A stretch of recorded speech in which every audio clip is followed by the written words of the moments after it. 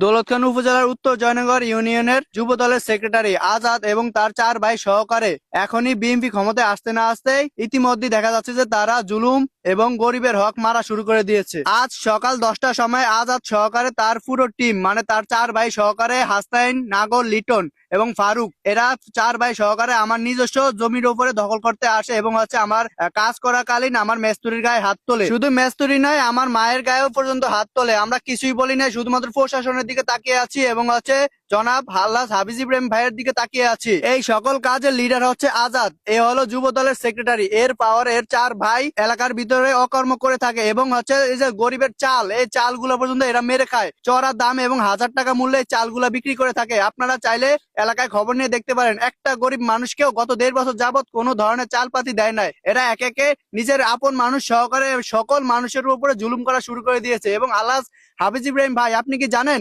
উত্তর জয়নগর 7 নং ওয়ার্ড থেকে কেন আপনি জয়যুক্ত হতে পারলেন না? জানেন?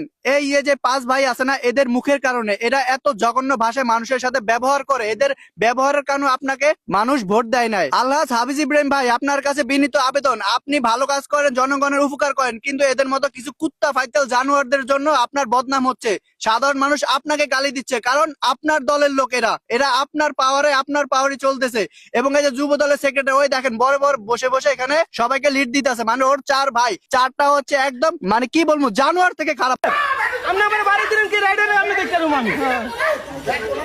আমি এনে কাজ করতেছি, আমার দায়িত্ব করে তো আমার কোনো সাধ্য নেই। আমি তো আপনাকে জবাব নিতে চাই না। আমার বাড়ি দিলে কি আর আমার বাড়ি দিলেন কি আর আমি অনেক আপনারা তো নিজের চোখেই দেখতে পারলেন, আমার বাসায় কাজ করতেছিল এই রাজমিস্ত্রি, ওদের গায়ে পর্যন্ত কিভাবে তারা আঘাত করলো। ওদের কি দোষ ছিল? ওদের গায়ে কেন আঘাত করলো? এর বিচার আমি চাই।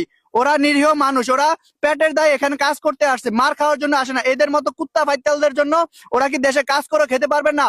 আপনি জনাব আল্লাহ হাফিজ ইব্রাহিম ভাই, আপনি যদি এর বিচার না করে দেন তাহলে কিন্তু আমি এর প্রশাসনের কাছে যাবো এবং এর বিচারের জন্য যত দূর যেতে হয় আমি তত দূর যাবো। আমি আবার বলতেছি, এই যে যুব দলের সেক্রেটারি, উত্তর জয়নগর যুব দলের সেক্রেটারি আজাদ মিয়া, এ হচ্ছে সবচেয়ে বড় কালফিট। এ হচ্ছে সবাই লিড দেয়। এই যে দেখেন, ওই বসে বসে হয় সবাই লিড দিতেছে, হয় ক্যামেরা দেখিয়ে এই জায়গায় ফলাইছে।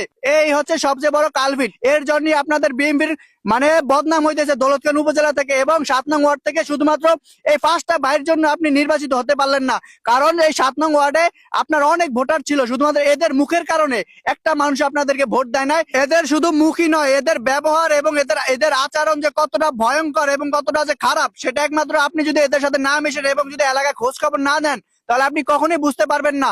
এখন সবে মাত্র বিএনপি ক্ষমতায় আসছে, এখনই এই অবস্থা, আগামী 5 বছর কি অবস্থা হবে আল্লাহ জানে। সাধারণ জনগণ এবং আল্লাহ হাফিজ ইব্রাহিম ভাই, আমি আবারও আপনার কাছে অনুরোধ করছি, আমরা দৌলতখান থানায়